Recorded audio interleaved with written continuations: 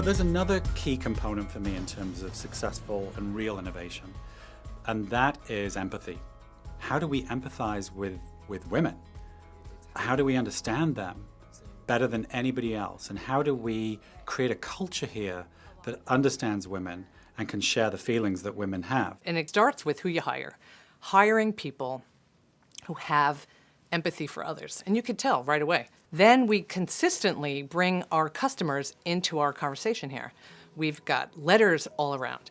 We have our sales meetings open with a letter from our customers. And I'm not kidding you. You look around that table in the sales room, there's like 50 people in there.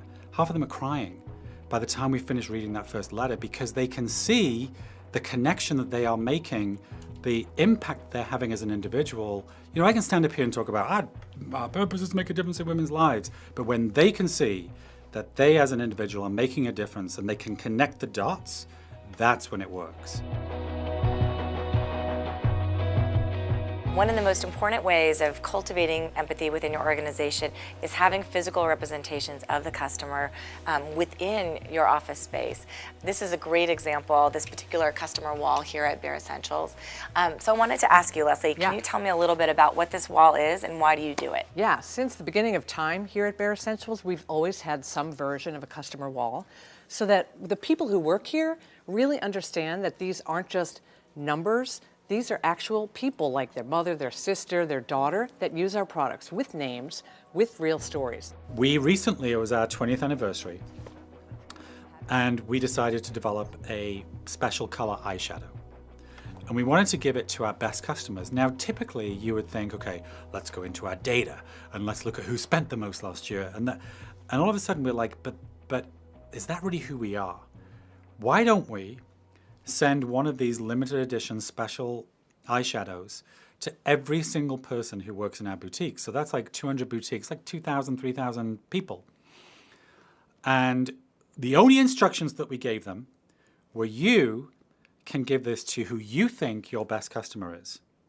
But there's a requirement, and the requirement is that you have to fill out a card and send it back to us to tell us why you chose that customer.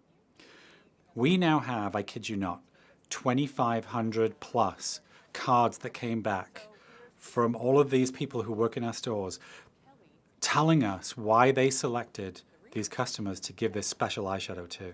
So the beauty of that is they were empowered. They weren't just empowered to give out an eyeshadow, they were empowered to think. Think about why you would give this product and then what defines best customer for you.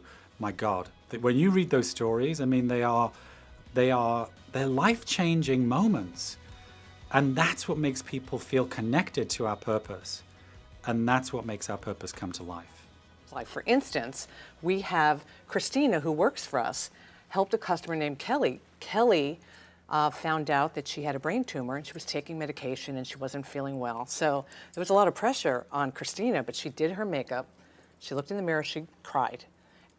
They both cried. There was a moment, emotional moment. She felt so strongly about it that she wanted to share that story with the rest of the company. So we put it up here, we pass it around to all of our global offices, so we all know that we care deeply about the women that use our product.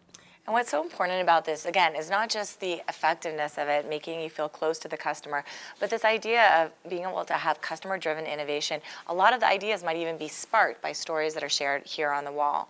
What's also really interesting about this is the internal communication that you have that goes on to, kind of echo some of these stories. Can you talk about that? Yeah, so we have this internal intranet site where we're constantly adding personal stories from people who work here, what they do outside of the office, and in our field teams. So we're constantly adding new stories and making sure that we send them out so everyone can read them, and then talk about it around coffee.